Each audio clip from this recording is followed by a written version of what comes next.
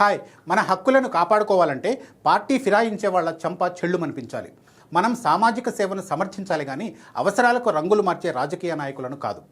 ఇంత సంస్కారవంతమైన మాటలు చెప్పి వీటినే పార్టీ విధానాలుగా మార్చుకున్న ఒక పార్టీ టీఎంసీకి చెందిన 20 మంది రెబెల్ ఎంపీలను హక్కును చేర్చుకుంది. రాజకీయం అంటే ఇదే కదా మరి. Nationalist citizens party of India NCPI 3 ఏళ్ల క్రితం త్రిపురలో పుట్టింది. ఈ చిన్న పార్టీ వెస్ట్ బెంగాల్ రాజకీయాల్లో తృణమూల్ కాంగ్రెస్ పతనంలో కీలకంగా మారింది. మమతా మేనల్లుడి వ్యవహారాలతో విసిగిపోయిన ఎంపీలు మూకుమ్మడిగా ఈ పార్టీలో చేరిపోతున్నారు. ఈ మొత్తం ఎపిసోడ్ రానున్న రోజుల్లో కీలక పరిణామాలకు కేంద్రం కాబోతోంది. అవేంటో మీరే చూడండి.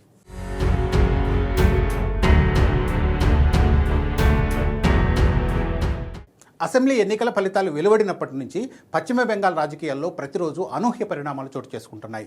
తృణమూల్ కాంగ్రెస్ అధినేత్రి మమతా బెనర్జీకి షాక్ ఇస్తూ 20 మంది రెబెల్ ఎంపీలు కీలక నిర్ణయం తీసుకున్నారు. త్రిపుర కేంద్రంగా పనిచేసే నేషనలిస్ట్ సిటిజన్స్ పార్టీ ఆఫ్ ఇండియాలో విలీనమయ్యేందుకు సిద్ధమయ్యారు. వీరంతా లోక్సభ స్పీకర్ ఓం బిర్లాను కలిసి లేఖ కూడా ఇచ్చారు. భవిష్యత్తులో జాతీయ స్థాయిలో ఎన్డీఏకు తాము మద్దతు ఇస్తామని బహిరంగంగా ప్రకటించారు. సభలో ఇండియా కూటమికి దూరంగా తమకు ప్రత్యేక సీటింగ్ ఏర్పాటు చేయాలని స్పీకర్ను కోరారు. Nationalist citizens party of India 2023 Tripura assembly ఎన్నికలకు కొంతకాలం ముందే పురుడు పోసుకుంది. ఆసక్తికరమైన విషయం ఏంటంటే ఈ పార్టీ వ్యవస్థాపకుల్లో ఒకరైన సుజిత్ డే ఒక ఆర్ఎస్ఎస్ కార్యకర్త. త్రిపుర ఎన్నికల్లో టీఎంసీకి వ్యతిరేకంగా ఈ పార్టీ ఆందోళనలు నిర్వహించింది. త్రిపుర బెంగాల్లోని సరిహద్దు జిల్లాలకు తప్ప ఈ పార్టీ అనేది ఒకటి ఉందని దేశంలో ఎవ్వరికీ తెలియదు. త్రిపుర అసెంబ్లీ ఎన్నికల్లో కేవలం 4 స్థానాలకు మాత్రమే పోటీ చేసి ఎలాంటి ప్రభావం చూపలేకపోయింది. అయినా తృణమూల్ సంక్షోభం పుణ్యాన ఇప్పుడు దేశవ్యాప్తంగా చర్చనీయాంశంగా మారింది. నామ్కే వాస్తేగా ఉన్న రిజిస్టర్డ్ అన్రికగ్నైజ్డ్ పొలిటికల్ పార్టీ కాస్త రాత్రికి రాత్రే 20 మంది లోక్సభ ఎంపీలున్న పార్టీగా అవతరించేసింది. ఈ పరిణామం కేవలం పశ్చిమ బెంగాల్ ప్రాంతీయ రాజకీయాలకు మాత్రమే పరిమితం కాదు. జాతీయ స్థాయిలో ఎన్డీఏ పక్షానికి ఇది చాలా పెద్ద బూస్ట్ అని చెప్పాలి.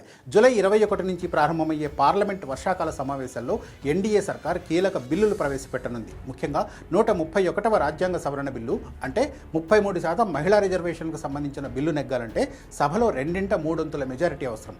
గతంలో ఈ బిల్లుకు అనుకూలంగా 298 ఓట్లు వస్తే వ్యతిరేకంగా 238 ఓట్లు రావడంతో వీగిపోయింది. ఇప్పుడు టీఎంసీ చీలడంతో బీజేపీకి ఈ 20 మంది ఎంపీల మద్దతు అదనపు బలంగా మారుతుంది. ఇంత భారీ స్థాయిలో టీఎంసీ ఎంపీలు ఏకతాటిపైకి వచ్చి తిరుగుబాటు చేయడం వెనుక బీజేపీ వ్యూహం ఉందనే ప్రచారం గట్టిగా సాగుతోంది. కేంద్ర మంత్రి భూపేందర్ యాదవ్ ఇంట్లో జరిగిన కీలక సమావేశాలే ఇందుకు నిదర్శనమని రాజకీయ విశ్లేషకులు భావిస్తున్నారు. దీనికి తోడు మమతకు అత్యంత సన్నిహితుడైన సుదీప్ బందోపాధ్యాయ ఏకంగా కేంద్ర హోంమంత్రి అమిత్ షాతో సమావేశం కావడం అగ్నికి ఆజ్యం పోసినట్లయింది. అయితే ఈ విలీనం వ్యవహారంలో తమ ప్రమేయం ఏమీ లేదని బీజేపీ పదే పదే చెబుతూ వస్తోంది. ఈ విలీనం వ్యవహారం ఎంత సంచలనం సృష్టించినా క్షేత్రస్థాయిలో మాత్రం ఇది అంత సాఫీగా ముందుకు సాగుతుందా లేదా అన్న అనుమానాలు కూడా ఉన్నాయి. అటు బీజేపీతో పాటు ఇటు రెబెల్ ఎంపీల్లోనూ భవిష్యత్తు పరిణామాలపై తీవ్ర ఆందోళన కనిపిస్తోంది.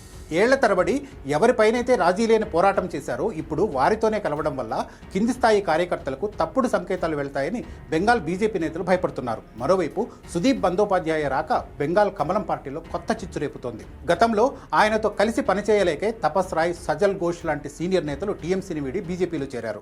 ఈ రాజకీయ సంక్షోభం ఇక్కడితో ఆగేలా లేదు. త్వరలోనే న్యాయస్థానాల మెట్లు ఎక్కడం ఖాయంగా కనిపిస్తోంది. టీఎంసీ ప్రధాన కార్యదర్శి అభిషేక్ బెనర్జీ ఇప్పటికే స్పీకర్కు ఒక ఘాటైన లేఖ రాశారు.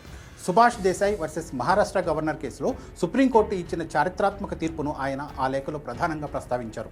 కేవలం శాసనసభా పక్షం విడిపోతే సరిపోదని, మాతృ పార్టీ పూర్తిగా మరో పార్టీలో విలీనమైతేనే చట్టబద్ధత ఉంటుందని అందులో వాదించారు. సీనియర్ న్యాయవాది కపిల్ సిబాల్ కూడా ఇదే తరహా అభిప్రాయాన్ని వ్యక్తం చేశారు.